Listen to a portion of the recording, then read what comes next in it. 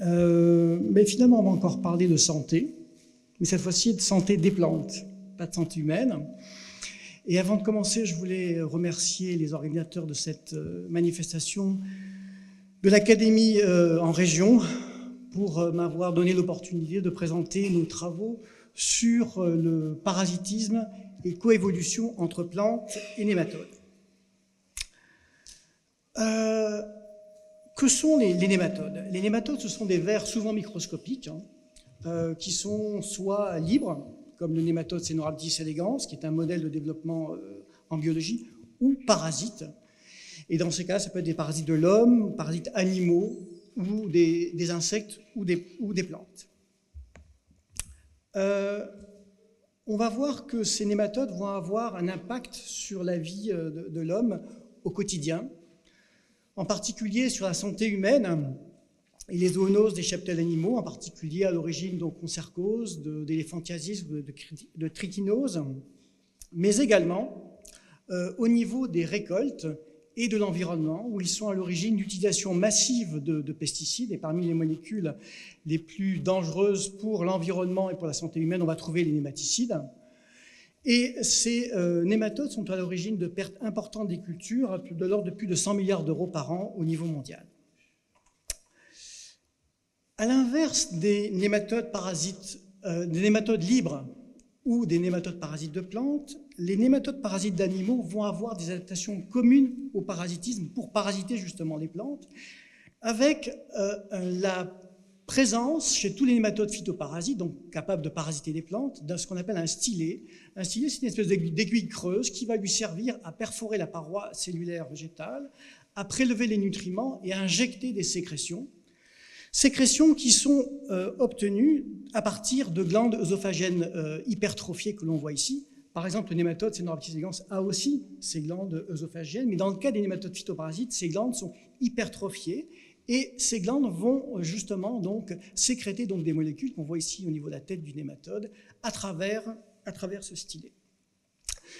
Et donc, parmi tous les nématodes parasites de plantes, là, je vais vous parler aujourd'hui d'une catégorie importante de nématodes qui, par la biologie, est assez fascinante et sont d'ailleurs les nématodes au niveau donc des cultures,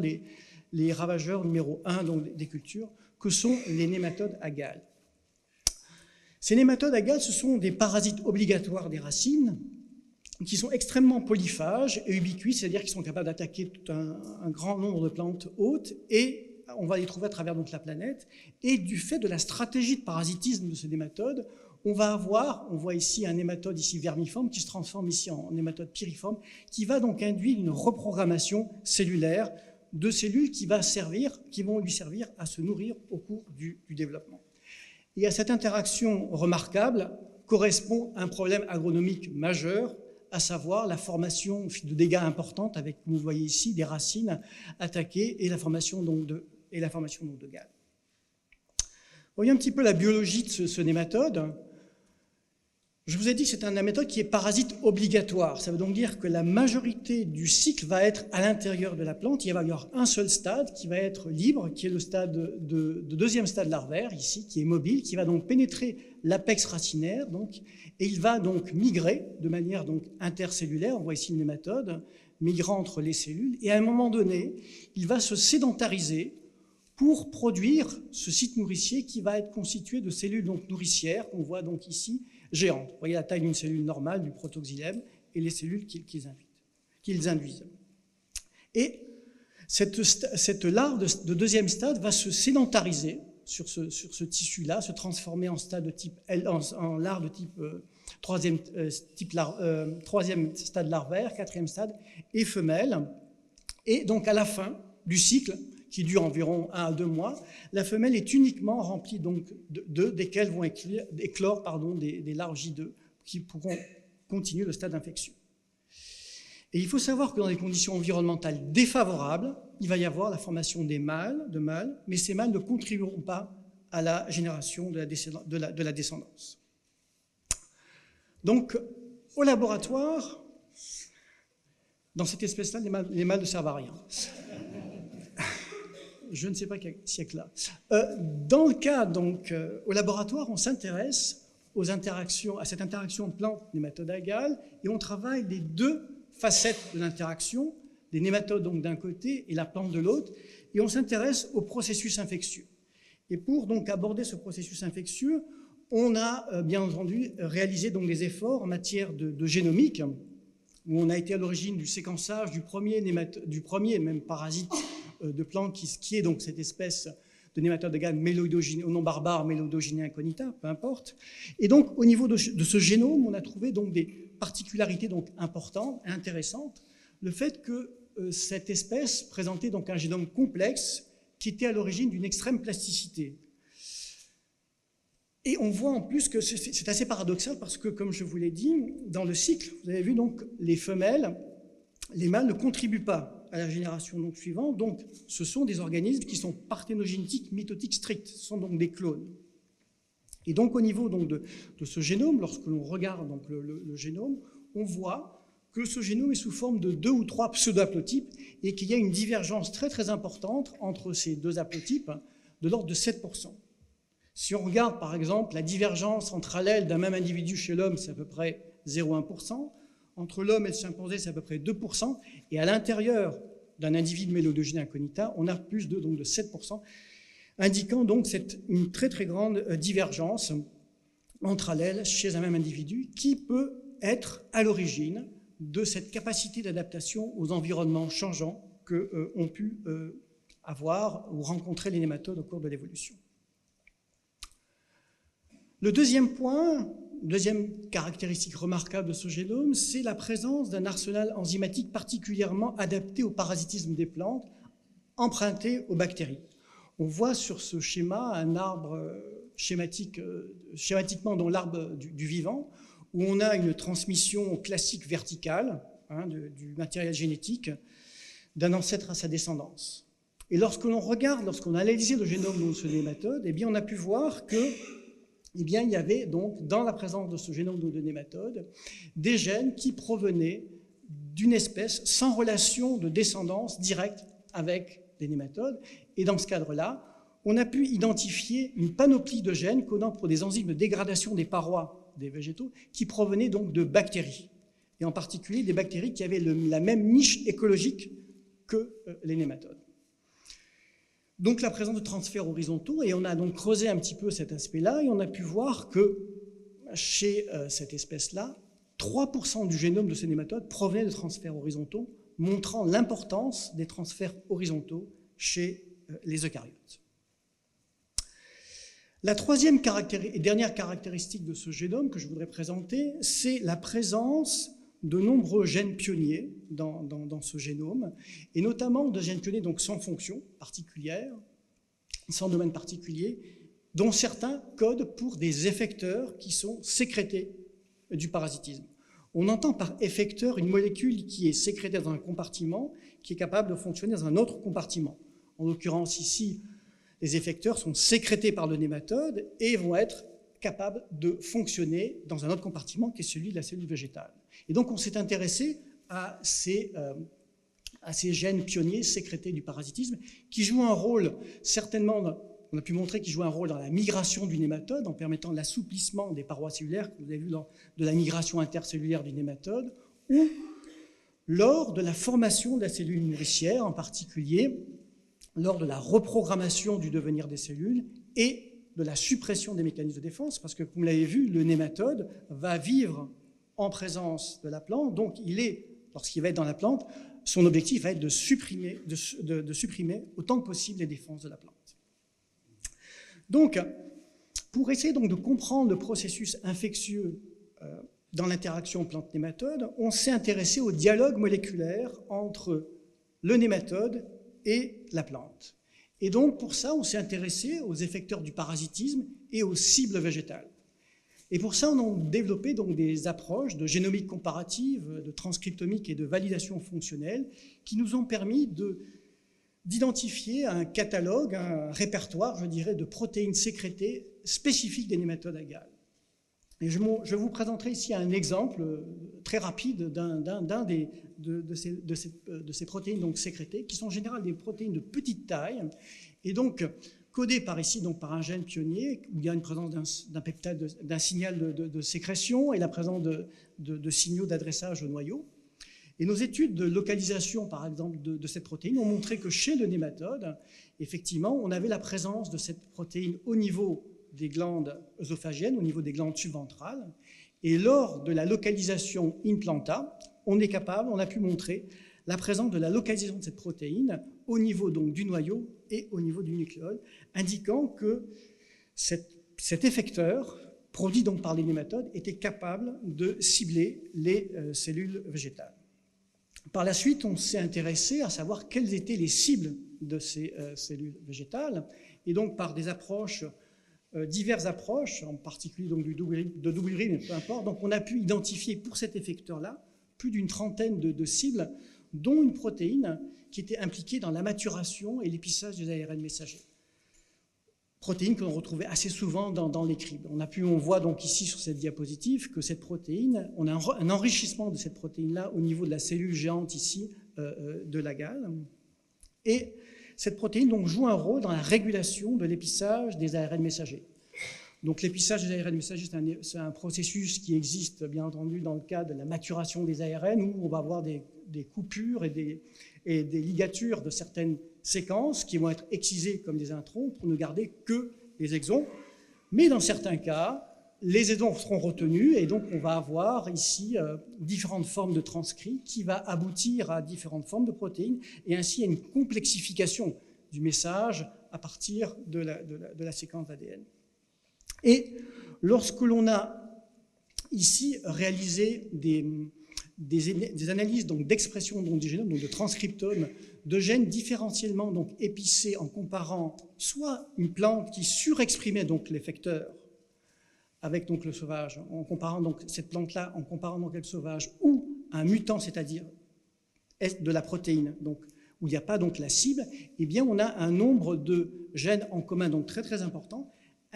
semble donc suggérer que cet effecteur-là semble bien cibler cette protéine-là. Et si l'on regarde maintenant les expériences d'infection, si l'on compare ici le sauvage comparé donc au mutant, c'est-à-dire donc sans la cible, eh bien on va avoir une réduction importante de l'infestation donc des nématodes, que l'on mesure par la formation donc des femelles à la fin du cycle,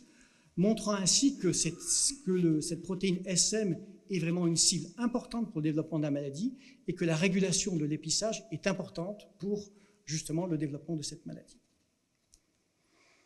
La deuxième façon d'aborder le processus infectieux dans l'interaction plante-nématode, c'est de s'adresser directement aux cellules nourricières et à l'ontogénèse de ces cellules nourricières.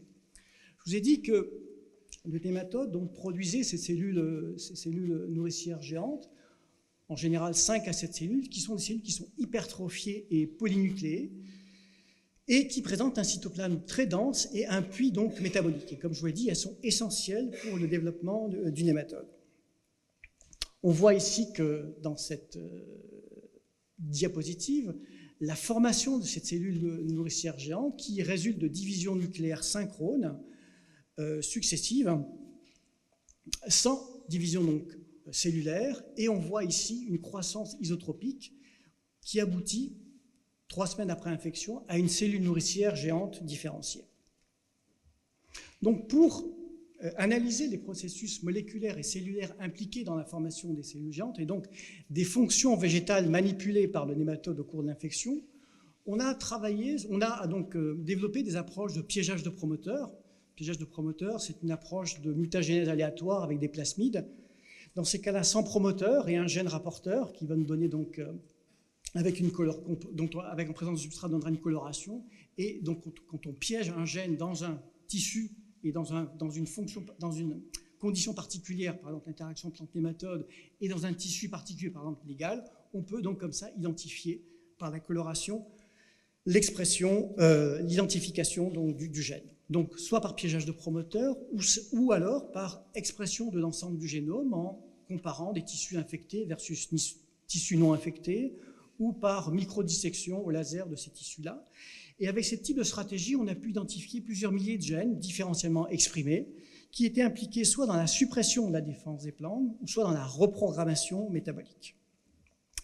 Pour continuer donc l'analyse, on a donc par la suite donc développé pour certains de ces gènes l'expression donc des profils de ces gènes au cours du développement, l'étude à localisation protéine et bien entendu l'analyse de phénotypes mutants. Ceci nous permettait de voir le rôle de ces gènes dans l'interaction plante-nématode, mais également au cours du développement normal de la plante. Et je prendrai là deux exemples qui montrent donc je dirais la puissance des approches, en particulier de piégeage de promoteurs que l'on a développé. C'est le cas aussi en particulier d'une protéine qui est associée au microtubule, qui s'appelle la protéine MAP65.3, qu'on a pu identifier dans le cas d'interaction plante-nématode par la technique de piégeage de promoteurs. Et on a pu voir qu'au cours du développement normal de la plante, cette protéine était capable de se lier et donc d'organiser les réseaux mitotiques de microtubules qu'on voit ici au moment de la formation de la bande préprophasique et au cours de la formation donc ici du fuseau, la protéine ici est en vert, et qu'elle était aussi colocalisée avec la plaque cellulaire en expansion, parce qu'il faut savoir que chez la cytokinèse chez les végétaux est totalement différente de celle des animaux. Elle nécessite la présence de la formation d'une plaque cellulaire qui permet la division donc, des deux cellules. Et donc cette protéine était donc essentielle à la cytokinèse chez les plantes. On voit ici donc la dynamique de la formation de la cytokinèse ici chez les plantes au cours d'une migration donc apicale de la racine. Et bien entendu, lors de l'interaction plante-nématode, à partir donc de mutants, c'est-à-dire de plantes qui n'ont pas cette protéine-là, eh bien on va voir que les cellules nourricières donc géantes vont se développer, mais vont rapidement avoir des défauts, en particulier des parois cellulaires donc anormales, qui va aboutir, normalement donc, au bout donc, de 21 jours, à une absence de formation de femelles et absence de masse d'œufs, donc qui conduit ici donc à une résistance de la plante aux nématodes. Un deuxième exemple, c'est avec un récepteur aux phytosulfokines. Les phytosulfokines, ce sont des petits peptides qui jouent un rôle important dans la signalisation hormonale et en particulier dans la différenciation donc, des cellules. Et ce récepteur,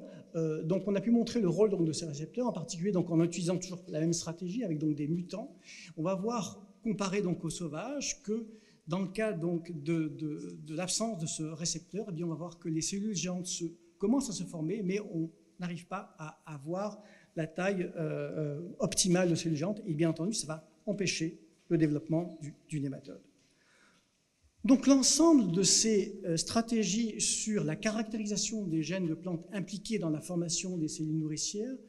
nous a permis de montrer le rôle clé de la réorganisation du cytosquelette, en particulier des protéines de régulation, des microtubules et des microfilaments d'actine, mais également de gènes qui interviennent dans la dynamique du cycle cellulaire, deux processus qui sont clés pour la division cellulaire et la croissance isotropique des cellules nourricières. Ainsi, en analysant les fonctions qui sont impliquées dans la sensibilité des plantes, c'est-à-dire dans le développement de la maladie des plantes, eh bien, et en recherchant des allèles non fonctionnels présentant donc des sensibilités réduites, plutôt qu'en recherchant des défenses augmentées donc, de la plante, on est capable de proposer maintenant des cibles pour des nouvelles formes de protection qui sont plus durables. En conclusion, je dirais que les recherches au laboratoire sur la génomique comparative, en identifiant les gènes du parasitisme, et les approches de physiologie végétale intégrative sur l'identification des cibles végétales, nous permettent de comprendre le dialogue moléculaire entre la plante et le nématode au cours de l'évolution. Et on peut voir que dans des situations de physiopathologie, c'est la même chose d'ailleurs qu'en médecine, avec des situations qui sont exacerbées, on est capable de mettre en exergue l'activation, l'expression d'un certain nombre de gènes qui, en situation donc, de physiologie normale, ne sont beaucoup moins activés. Donc, compréhension du dialogue moléculaire entre la plante et le nématode au cours de l'évolution, mais également de proposer des solutions donc, alternatives au traitement actuel. Et vous savez que c'est un enjeu majeur actuel, et en particulier aussi pour le fait qu'une agriculture qui est pour l'instant basée essentiellement sur des approches de protection des plantes qui est plutôt agrochimique, essaye de passer sur des approches qui soient donc plus respectueuses de l'environnement et de la santé humaine. Donc, pour conclure, je voulais conclure en remerciant l'ensemble des collaborateurs, en particulier l'Institut Sophia Agrobiotech et le LabEx Signal Life, les différentes plateformes au niveau de l'Institut Sophia Agrobiotech et du LabEx Signal Life, et les grands programmes donc, de génomique au niveau français, ainsi que nos collaborateurs à l'étranger. Merci pour votre attention.